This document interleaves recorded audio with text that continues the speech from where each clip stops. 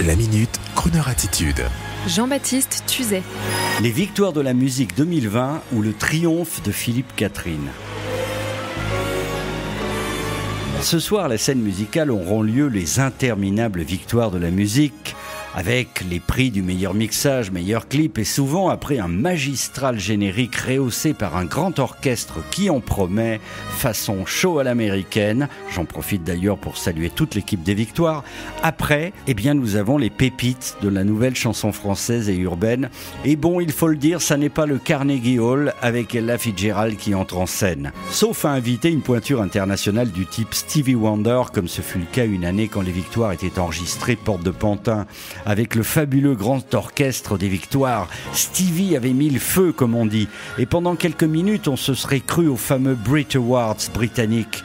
Mais bon, back in Paris. Et la bonne nouvelle, c'est que les catégories primées ont été réduites, provoquant cependant le râle de certains, nous sommes en France, ou d'autres encore, qui reprochent le manque de couleurs dans les musiques. La bonne nouvelle est blanche, voire très pâle, mais absolument drôle.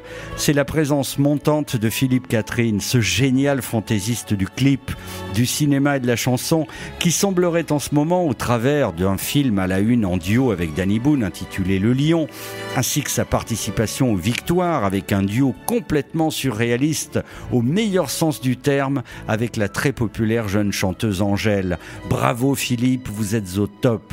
Pour ceux qui ne connaissent pas Philippe Catherine, il est à la musique et à l'image ce que Salvador Dali était à la peinture.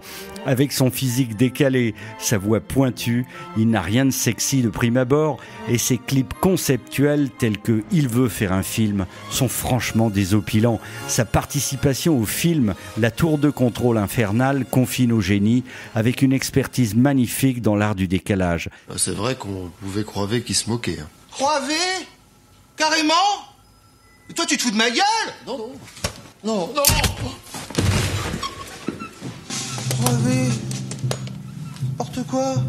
C'est peut-être pour cela que dans le très beau clip tourné avec la petite Angèle, notre Tristrion apparaît soudain en jouant de la flûte. Son nouvel album Confession, réunissant plusieurs invités tels que Angèle, le rappeur crooner Oximo Puccino, le pianiste Chili Gonzalez, le chanteur Dominique A ou encore le rappeur inspiré par la folie L'Homme Pâle. Son album Confession sera très sûrement primé ce soir, ainsi que Philippe Catherine lui-même pour la catégorie artiste de l'année. On le souhaite à cet artiste inspiré par nos musiques favorites et surtout possédant une qualité majeure, celle de ne pas se prendre au sérieux et de faire très sérieusement des choses futiles. Bravo Philippe Catherine, à bientôt sur Crooner Radio. Bon messieurs, place au spectacle. C'est ça, mon pattern. On a le même tempo mais pas le même pattern.